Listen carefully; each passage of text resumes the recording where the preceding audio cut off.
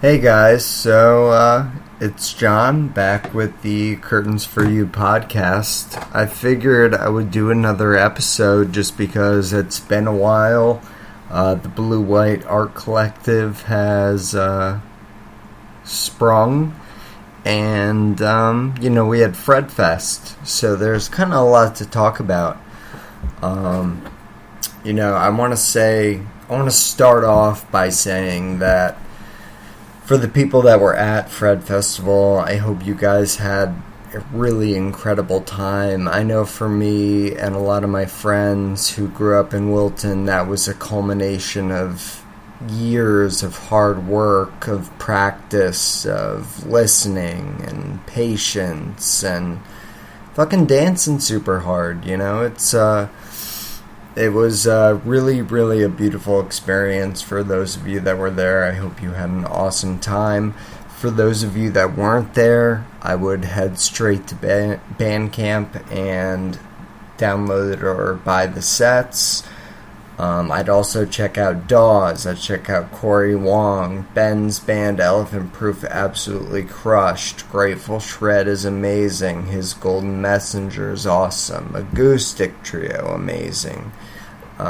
Dawes, hands down, crushed Black Sabbath, and then also played a great set of their original material too.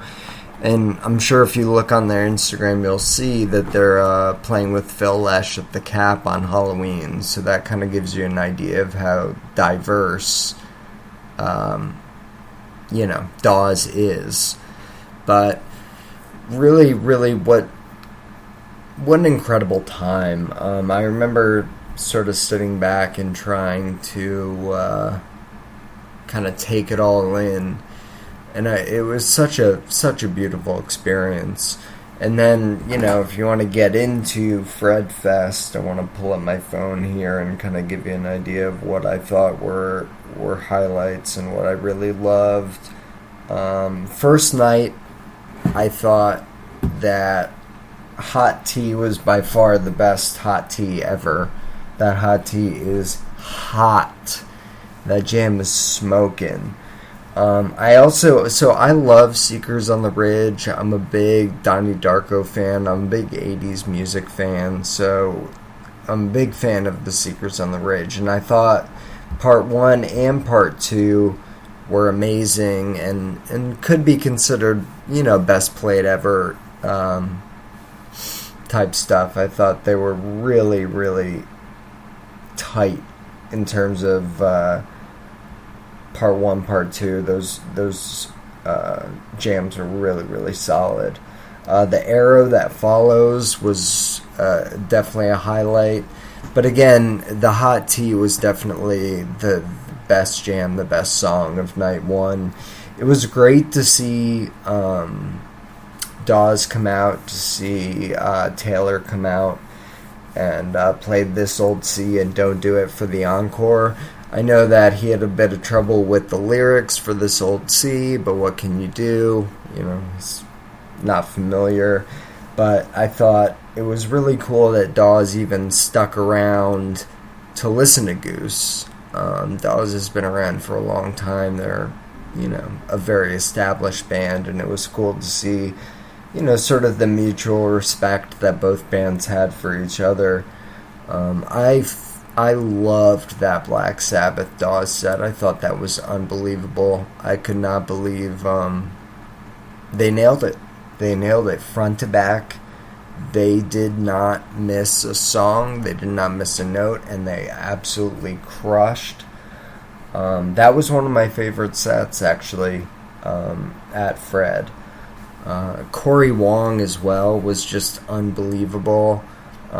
We've talked about it on the BlueWhite Art Collective, which is funny. I had mentioned a bassist that I thought was playing with Corey Wong's band at Fred, but it turned out it was a different bassist. But either way, both bassists actually played in Prince's band for decades. And shout out to the guy who did the piccolo solo during Corey Wong's set. That was absurdly cool and just awesome. That was one of the highlights of Fred Fest for me, for sure.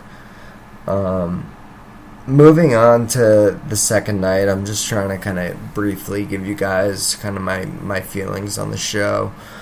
I thought the second night was great. I love that both the first night and second night were 4-song second sets. So you get a lot of jams. So taking a look at second night, you have Spirit of the Dark Horse, A Western Sun, Earthling or Alien, Factory Fiction. That shit was so good. Earthling or Alien has become one of those jams. It reminds me of like a Wickapog or maybe some funky Grateful Dead song that people like a lot.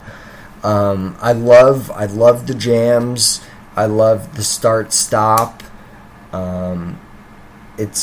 It's really easy to dance to, and it's a song that's really accessible for people that haven't heard Goose before, that, you know, want to get into them. It's a great song to play for people like that. For me, it was all about the Factory Fiction. Having Matt on stage was unbelievable. You know, and going back to that, talking about Visudo, they just absolutely crushed their set. Rockdale was unbelievable. I really, really hope that we get some Visudo shows in the future. I really hope that we get some Elephant Proof shows in the future. And I forget what Peter called the acoustic trio, but I hope we get shows with them in the future as well, because they're all just so good. The quality of music at Fred Fest was really second to none. I've been to a lot of music festivals where there are sets I don't care about or sets that I miss, and it doesn't bother me. And every single act that I saw at Fred Festival was just phenomenal. I couldn't have put together a more perfect music festival, you know, in my dreams. So shout out to Goose for you know, getting the bands that they did, and for calling it Fred. I mean, it's so funny to hear, you know, people say Ted and Fred, and you know, our high school lingo being out there as a goddamn music festival. It's wild. It really is very cool. But I just wanted to kind of post this little mini pod just to say what's up to BlueWhite and what's up to everybody out there. If you guys want me to keep doing these podcasts, I'm happy to. I'm happy to have guests on. We can talk about best shows, best jams. Happy to have artists come on, talk about, you know, making prints for shows.